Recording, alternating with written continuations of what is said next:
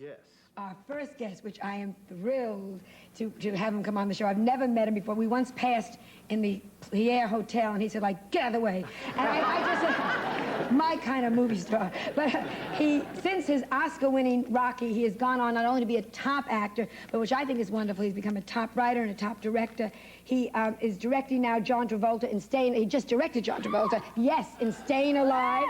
And he is now going to be this, let me just read this correctly. I do great introductions.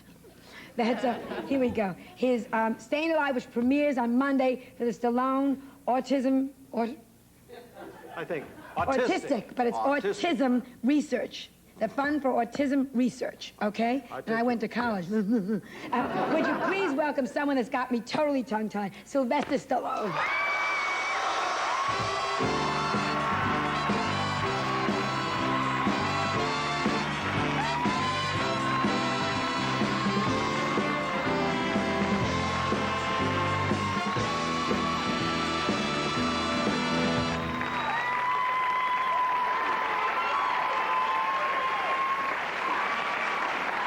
I now have rows all over my teeth, class. What a pleasure to meet. You bumped right into me in the Pierre Hotel.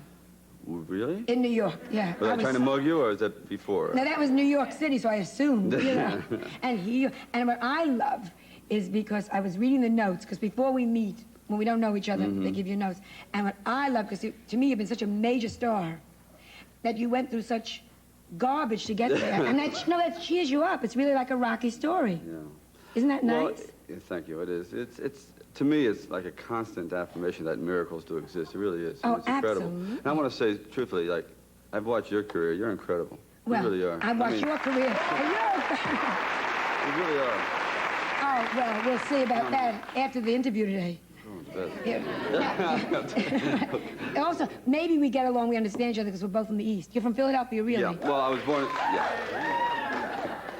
I was born in Hell's Kitchen, New York, and I worked along the dock area in Philadelphia, and I lived there with my mother for a couple of years, and a couple of years there was enough to write about 10 movies about, so I haven't been back there for a while. But you made Rocky there, and Rocky's always based there. Well, Rocky's the kind of place, you know, I mean, Rocky needed a place like Philadelphia, someplace that hadn't been tapped, in a city of, like, real industry. Tell me about getting started, because that was, to me, when I went over the notes, that it didn't just, like, you went to how many agents that never, how many times you rejected by, I mean, you can't believe it now, right? You're at the top of you. How many agents did not use you? Well, we started actually, I went through all the agencies, then I started getting rejected by all the secretaries, and eventually I worked at a janitor and said, no, nothing, nothing, and threw me back in the street. Well, I gotta admit, my approach was really bad, because most actors have these beautiful glossies made up. They make themselves look, and they have a professional photographer take this picture. I didn't know how to be that cool at the time, so you know those airport things, 4 for a quarter? Sure. And you try to show the 4 horsemen of the apocalypse. Say, look at this range. Ah! Each one different, and you say, look at that. And, have I got it together? And then I would take it, and you could see him like dialing police. So I kind of didn't have it down together, but after a while I decided I really was going to make it as an actor, that I felt that I had something to say. That's when I began to write, and I painted my windows black. And what? Yeah, I just didn't want any distraction at all. Well, actually, no one was looking in. I don't know why I bothered. They were black anyway. It's a redundancy. Yes, But you painted your windows black? Yeah, but windows black. I kind of like went into this, you might say, self-imposed isolation, and doing that, I guess that's where I just developed some discipline, and the rest I was very lucky. No, not lucky. Don't you think success in our business is, I always say it's 1/3 push, 1/3 talent, and then maybe 1/3 luck. I know, but I got to say that because I look like an idiot. Yeah, because you got to look good. No, but tell about all the jobs you had getting started. Well, I started out in New York. I was, they had this one, you might say, tramp infested like hotel, and it was very, very bad. The man said, if you can chase all these vagrants, because these vagrants would be there with machetes. They were tough vagrants. Are you kidding me? Yeah, these weren't like your normal vagrants. They would sit there and have card games in front of your door. So I said, how do I get rid of these people? So at night, they would sleep till about 3 in the morning. I'd go down, I'd put on a ski mask, you know, and a couple bayonets and scream, you know, the Russians are coming. And of course they would panic and they'd leave. And eventually they really chipped in, the landlord, and he bought a chain lock. You know, it was really important on the front door. And then I went on to I delivered bottled water. It was a very important job. But every time I go into a producer, like David Selznick at the time, not David, David Merrick. Hey. Hi. So, Nice to see you.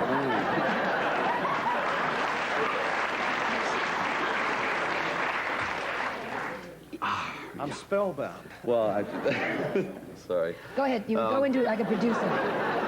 I'll get him right back. You were delivering bottled water. I was delivering bottled water, and I went into David Merrick's, and, you know, he's a big Broadway producer, so I'd go in there and I'd say, well, your water is here.